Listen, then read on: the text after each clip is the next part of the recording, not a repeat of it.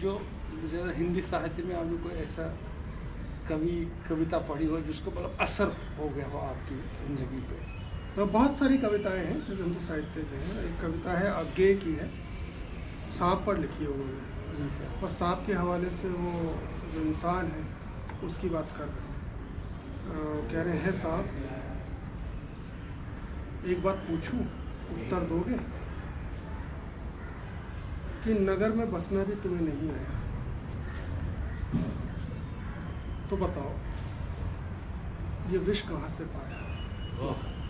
क्या क्या मतलब आप देखो कि नगर में बसना भी तुम्हें नहीं आया, तो विष कहाँ से विष- पाया? ये जहर तुम्हारे अंदर आया कहाँ से? विष जहर को यानी कि आप देखो कि शहरीकरण, वो शहर पर या शहरीकरण पे बात नहीं कर रहे हैं।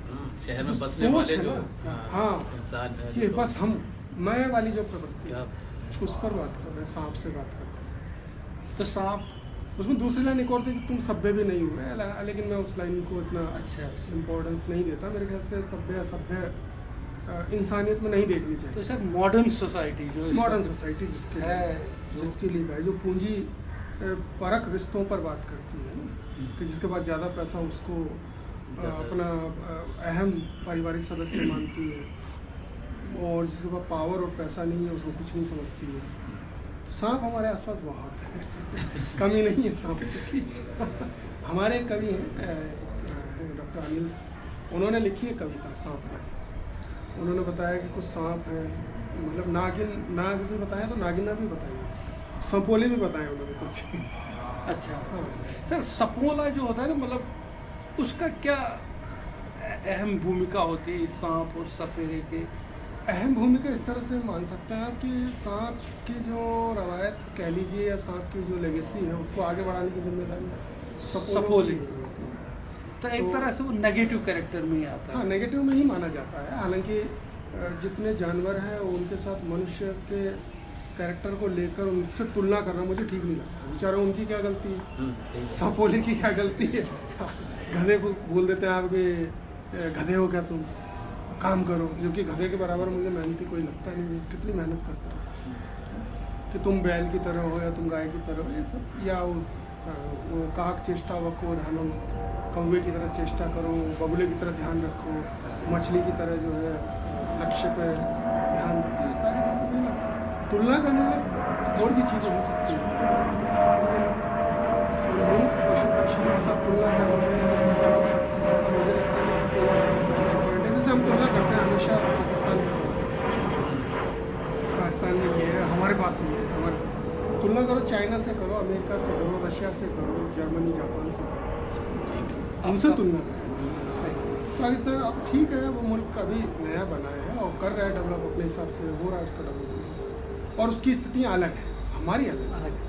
तो हम एक छोटे से देश के जो यूपी से ज़्यादा जनसंख्या नहीं है उसकी तुलना हम पूरे देश से कैसे कर सकते हैं? तो हमें इन सब चीज़ों को छोड़ के बड़े मुल्कों की तरफ देखना चाहिए, उनसे तुलना करें कि उनके पास क्या चीज़ है और हमारे पास क्या नहीं। बड़ा सोचें। सही बात। हमारा मुलाकात जैसे होती है ना लोगों से, तो साइंस वगैरह में क्या है, आर्ट्स क्या है, लिटरेचर क्या है, बट जहाँ देखा जाए तो असल ज़िंदगी का जो मूल्य समझाने का जो कार्य करते हैं वो यही लिटरेचर। हाँ, लिटरेचर इसलिए करता है ना। देखिए, आप शिक्षा आपको मिल जाएगी, एजुकेशन आप प्राप्त कर लेंगे, पर उस एजुकेशन का सही इस्तेमाल आपको लिटरेचर जो है वही सिखाता है। तो उसको हम कहते हैं चेतना, चित्र। मतलब आप भी सच बोल रहे हैं, आप भी सच बोल रहे हैं, लेकिन आपके सच में थोड़ी कमी है, आपका सच थोड़ा सही है। दोनों साइंस के हिसाब से तो दोनों सच बोल रहे हैं। जैसे कोई व्यक्ति ये कह रहा है कि मैंने 100 लोगों को मारा, कोई व्यक्ति कह रहा है मैंने 90 लोगों को मारा, आप किसका पक्ष नहीं? 100 वाले का कि 90 वाले का? मैं कह रहा हूँ वो 10 भी बोले कि मैंने 10 को मारा है, आप गलत पक्ष तो लेंगे कर रहा है। 10 वाले का, लेकिन आप भूल रहे हैं कि उसने भी 10 को मारा हो।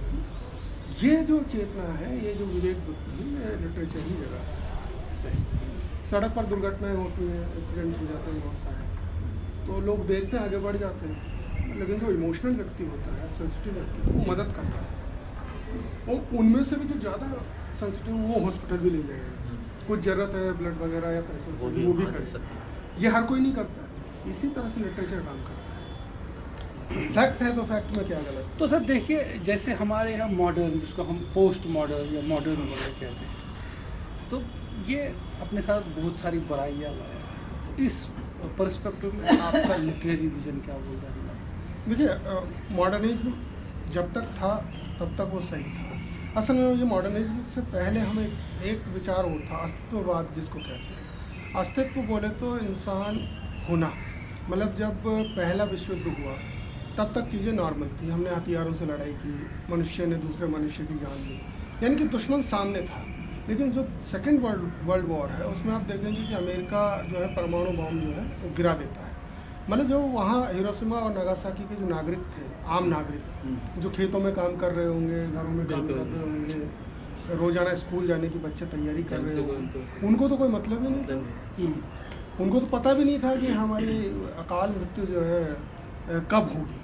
तो उस बात ने अस्तित्व, मनुष्य के अस्तित्व पर, या कह लीजिए कि जो आइडेंटिटी को पहचानने की बात है, उस पर ज़्यादा बल दिया। इसलिए आप देखेंगे कि जो डिस्कोर्स आए हैं आइडेंटिटी पर डिपेंडेंट, जितने भी डिस्कोर्स हैं, चाहे वो माइनॉरिटीज़ का हो, दलितों का हो, फेमिनिज्म भी उसी दौरान चला, आदिवासियों का हो, ये सब डिस्कोर्स उसके बाद चल पाए। क्योंकि मनुष्य ने अपने आप को पहचाना कि भाई हमारी तो औकात ही नहीं है। जो विश्वव्यापी पूंजीवादी व्यवस्था है, जिसके पास पैसा है वही पावर में है, तो हमारी क्या औकात है? कुछ भी नहीं। तो अस्तित्व को जब पहचानना शुरू किया तो उस अस्तित्व की सबसे पहले लड़ाई हुई मॉडर्निज्म से, कि आप मॉडर्न हो रहे हैं किसके लिए, क्यों हो रहे हो, और मॉडर्न होना क्या। आप, मुझे लगता है कि एक लंबी चोटी, जैसे हम पारंपरिक मानते हैं कि पंडित जी हैं, लंबी चोटी है, लेकिन अगर वो दहेज ले रहे हैं तो मेरे लिए वो मॉडर्न व्यक्ति नहीं है। लेकिन वो दहेज का विरोध कर रहे हैं, ट्रेडिशनल व्यक्ति होने के बावजूद अगर वो दहेज का विरोध कर रहे हैं तो मेरे लिए वो सम्माननीय है ना।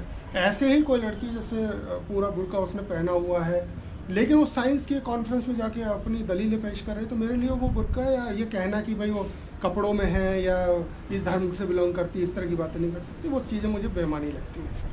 मुझे लगता है इससे ज़्यादा मॉडर्न फिर कोई नहीं हो सकता। तो चेतना साइंस के साथ जब मिलकर बात करती है तो बहुत आगे तक चीज़ें जाती हैं।